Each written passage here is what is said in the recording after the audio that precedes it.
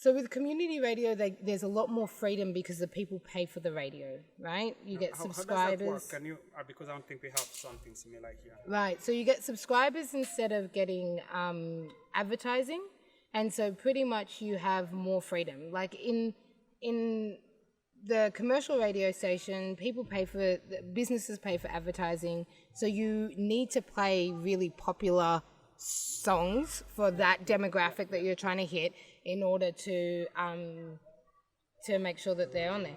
Whereas community radio, because it's paid for the people, they're actually paying to hear different voices and different points of view and different stuff, right? So they gave me a show and they said, you can do whatever you want. And I was like, oh, okay. But because I'm a massive minority, well, we are, black people are a massive minority in Australia, I really wanted to give a voice to that, right? So my first show was called Pockness, and I started it, and I just play black.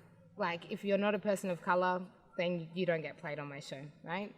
And I did that for a while, and I started listening to a little bit of Ugandan music, so I drop in a tune or two, but I didn't really have the ear for it, you know? Like, there's some things that you only understand in context once you've been to Uganda. Yeah. So I remember I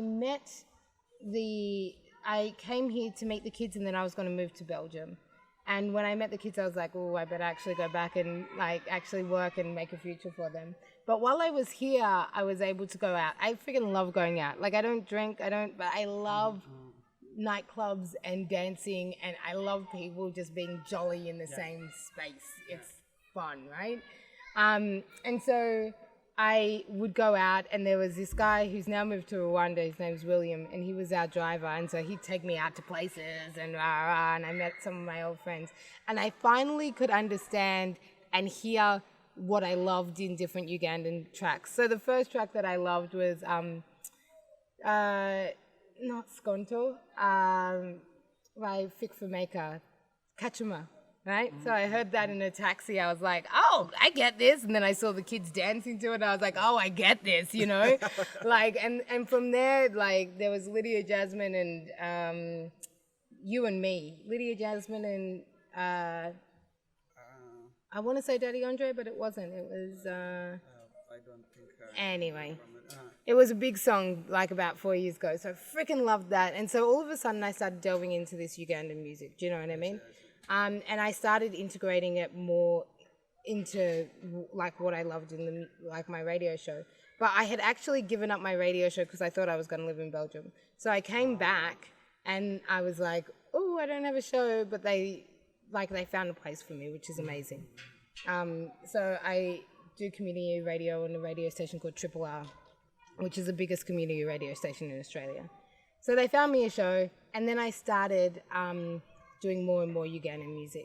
And then something weird happened in lockdown where people here started knowing that I was doing it over there. So I got in contact with like the likes of Waiki Bender and APAS and all of them, and they've really supported the grind, because like it's weird to have an Australian show that plays Ugandan music, because like not very many people know Luganda or, you know, whatever, but they love it, you know, and it shows me that music it's a different beast, because yes, you have the words, but the words are not the main driving part, and it's not the part that really connects people.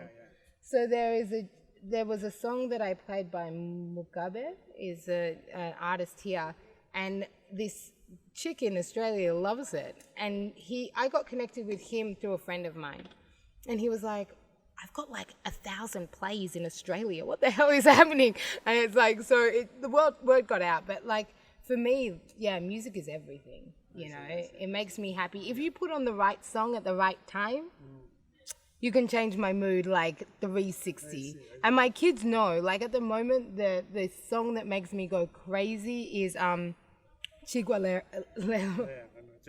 Yeah. That's the DJs. That song can come on, and it doesn't matter if I'm mid-yelling. I'll have to stop. You know what I mean? And so they know that if they want the war to end, there's a song that they can go to. Because that's by my parents. Yeah, you just didn't know the song. You just needed to know the playlist. If you knew the playlist, you'd be good. Yeah. So what's the nature of this show, though? Is it just curating music? I or do. is it- I play a lot of music. I do interviews sometimes. I see, During I see, lockdown, it became a bit hard. But I do interviews sometimes, and I want to start doing interviews now because I'm still doing my show. So after this, I'm going to go and edit all my audio and send it back. So I still do my show here, but my dream for the show was really to make a tie between the Australian and Ugandan music industry.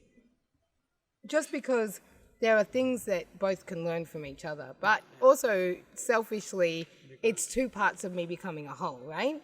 And so I wanted to, my big dream was to be able to get to a point where I could create a project and get some funding for it where you could do, choose a Ugandan artist and Australian artist and they collaborate and then hopefully make a tour. That was the big plan, right?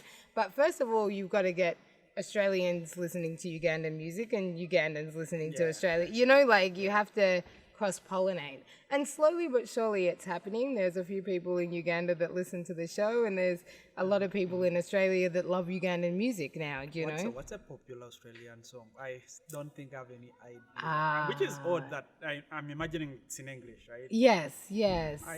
So Australian music is quite different. So our rap, like a lot of the people of colour go into rap. So we've got an amazing artist called Sampa the Great, and she's been on tour with Lauryn Hill and No Name and stuff like that. She's actually quite amazing, you know. And then there's artists called Remy. There's a whole lot of other artists that are around there doing amazing stuff. It's just that it's got a very Australian tint on it, you know. But it's amazing. They're doing divine stuff. That's a good point. That